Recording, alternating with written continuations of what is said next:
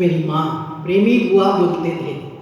उस प्रेमी बुआ की छोटी लड़की पुष्पा मैं हूँ। स्कारिया परिवार के सेवाओं को याद करने के पहले मैं यही चाहूँगी कि वो घराना इतना आशीष है प्रियो, आशीषित है प्रियो, क्या धन्य है उसकी माँ मरियम, उसके पापा जिन्होंने 3 भक्त लोगों को जन्म दिया।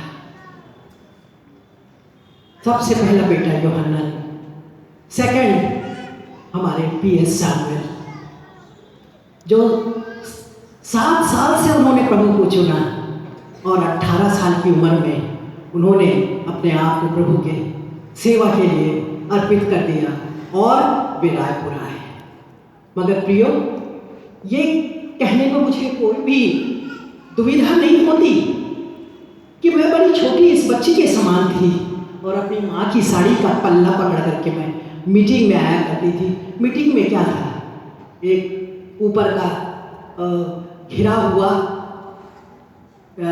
चारों तरफ से वो एक पुराने ज़माने में ऐसे हुआ करता था कि कोई कन्वेंशन हो रहा है, कुछ हो रहा है तो उसको हमेशा चारों तरफ फैला दिया जाता था और हम छोटे बच्चे उसके उससे छेदा से ऐसे उसको फाड़ देते थे तो हमको पिटाई पड़ती थी।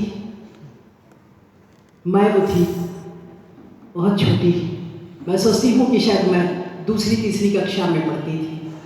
मेरी माँ पहली बपतिस्मा पाने वाली स्त्री थी, प्रेमी बुआ कहा जाता था। और ये नीचे के हॉल में जब उनका बुढ़ापा था तो वो कोने में उनके लिए मास्टर पीएस सैमुअल एक छोटा स्टूल रख दिया करते थे और कहते थे कि कोई उसमें नहीं बैठना, वहाँ प्रेमी बुआ बैठेगी। मास्टर पीएस सैमुअल के समान प्रचारक दुनिया में मैंने अभी तक नहीं देखा न सुना।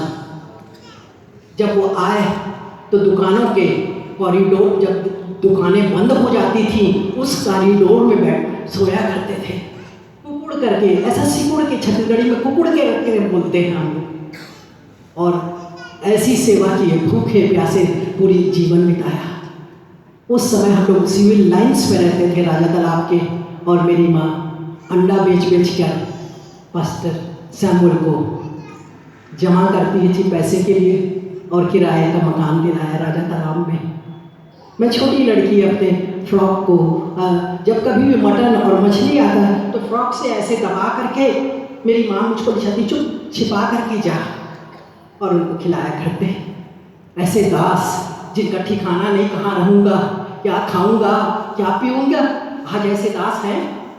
प्रियो, हम सच में खुशनसीब हैं कि हमको ऐसे दास मिले हैं।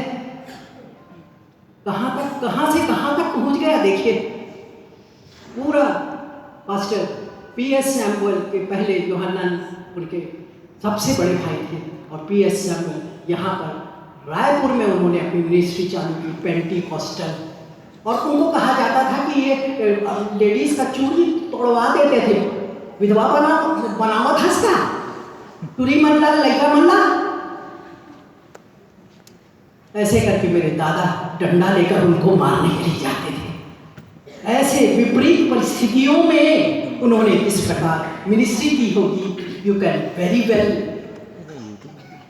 Think about that. बहुत अच्छे से सोच सकते हो, कोई होता तो भाग जाता है।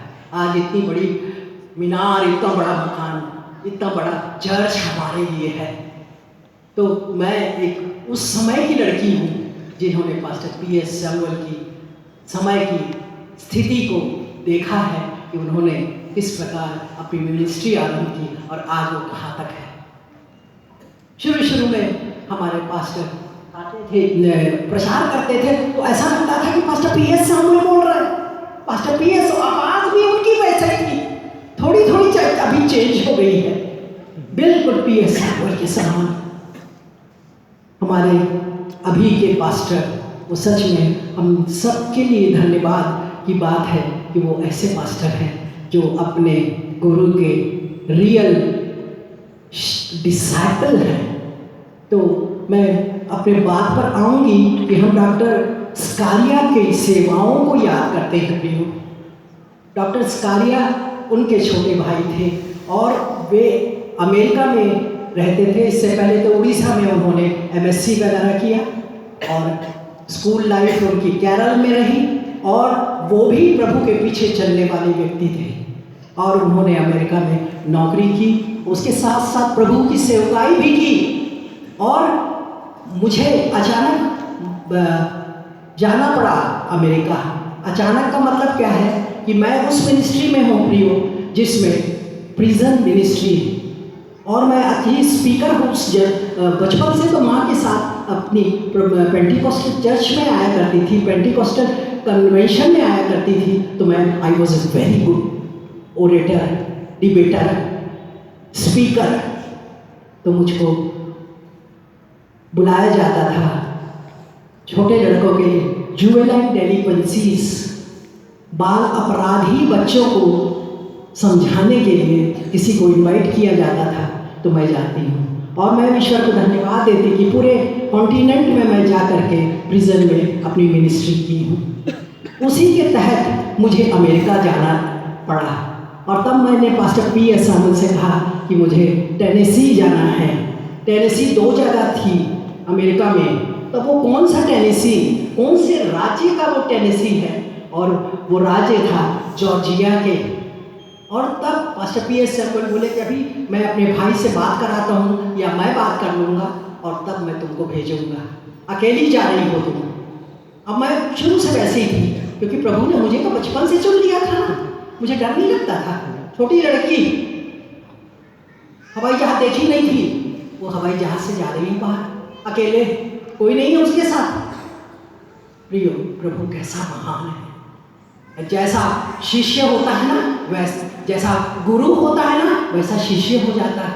हम उन्हीं के पद चिन्हों पर चले, और आज इतने परमेश्वर ने हमें आशीषों से वर्षा दी। इसी संदर्भ में मेरा जाना हुआ डॉक्टर स्कारिया के घर में। उनको जैसे पता चला प्रेमी हुआ की लड़की है, उनको याद आ गए वो दिन कि उनका भाई इस जगह पर स्थापित हुआ। तो बहुत ही, और भी 2-3 महिलाएं थी, ये सारी महिलाओं ने उन्हें खुशी से स्वीकार किया।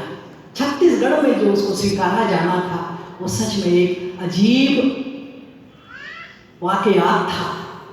तो इस प्रकार मैं जब वहाँ अमेरिका गई, जब उन्होंने कहा कि देखो पुष्पा कि 2 टेनेसी है, तुम अकेले जाती तो तुम समझ में नहीं आता है अमेरिका में कहाँ जाना है, परंतु मैं जा सकी और उन्होंने मुझे स्वीकार किया। और वो उस समय जवान थे, बहुत हैंडसम थे, और खुश हो गए कि पुष्पा आई है, और कहते देखो मैं तुमको कार में ले जाता हूँ। अब हम तो छत्तीसगढ़िया यहाँ के, अभी तो बहुत मॉडर्न हो गया है छत्तीसगढ़। तो उस समय वो कहते थे चलो कार में बैठो और तुमको घुमाता हूँ।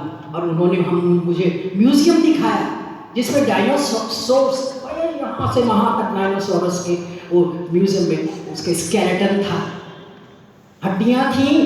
और उसके बाद उन्होंने स्पोक टावर भी ले गए हम लोगों को, और वहाँ से पूरा शिकागो सिटी दिखता था। मैं इसलिए बता रही हूँ कि प्रभु के दास होने के बावजूद भी वो एक सांसारिक व्यक्ति थे जो खुशी और दूसरों को मेहमान नवाजी करना जानते थे।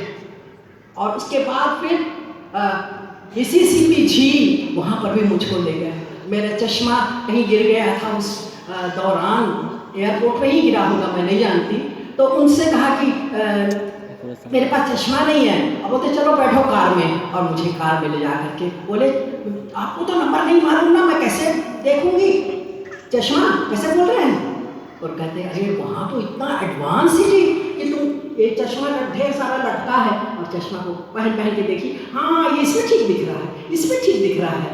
और वो चश्मा मुझे, कैसी खुशनसीब हूँ मैं कि ऐसे प्रभु के दास की फैमिली के सबसे छोटे लड़के जो अमेरिका में प्रभु की सेवा कर रहे हैं और अपने सर्विस भी करते थे।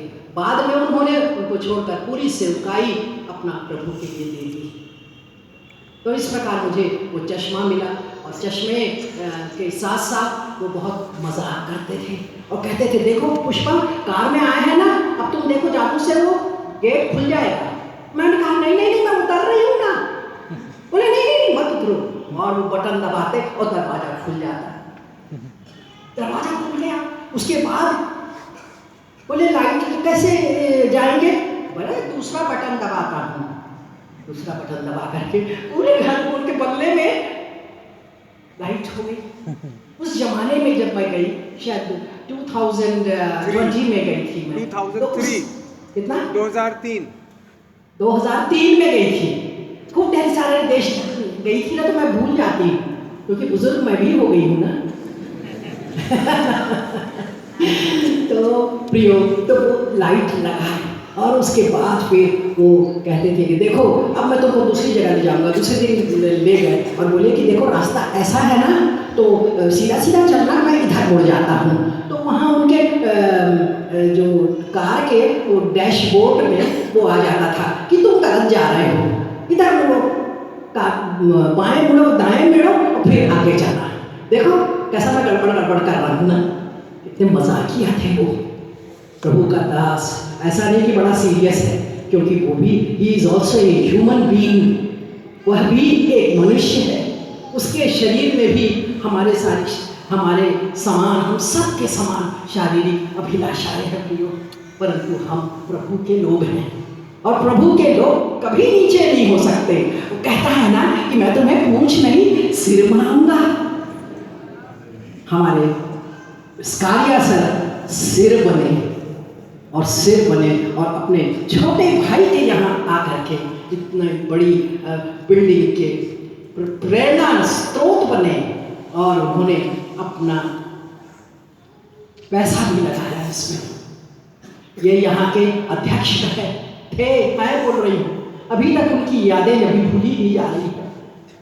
जब मुझे वहाँ से पता चला, पता नहीं कहाँ से भूल गई मैं, तो मुझे रोना आ गया और तुरंत हमने ब्रदर को फ़ोन किया कि देखिए हमने सुना है ऐसा। रोती रही। और इस प्रकार जैसे कि पास्टर साहब ने बताया था कि 88 ईयर्स में उनकी मृत्यु हुई। वो प्रभु के लिए तैयार थे, रोज उनसे बातचीत किया करते थे हमारे पास्टर साहब, और कहते थे कि शायद मेरा मौका आ गया, मुझे जाना है। तो प्रियो, ऐसे गुणवान परमेश्वर के लिए अपनी ज़िंदगी कुर्बान करने वाले व्यक्ति जो यहाँ के अध्यक्ष थे, बाइबल कॉलेज के प्राचार्य रहे, ऐसे व्यक्ति को मैं नमन करती हूँ। और मेरा दिल हमेशा उछलता रहा कि मैं कब पादरी साहब से बात करूँ, उनकी सेवाओं के बारे में बताऊँ, ये पूरा घराना कैसा आशीषित है। यहोशू के समान कि मैं अपने घराने समेत सेवा करूँगा। विश्वास किया यहोशू ने, आज वही यहोशू का घराना का छोटा बेटा MS स्कारिया, गोरा नारा, खूबसूरत, सुंदर सा, प्यारी मीठी बातें करने वाले, सॉफ्ट स्पोकन व्यक्ति आज प्रभु के पास सो गए। तो मैं उनको नमन करती हूँ और मौका मुझे पादरी साहब ने दिया, तो I am very grateful to him. So thank you very much. Praise the Lord.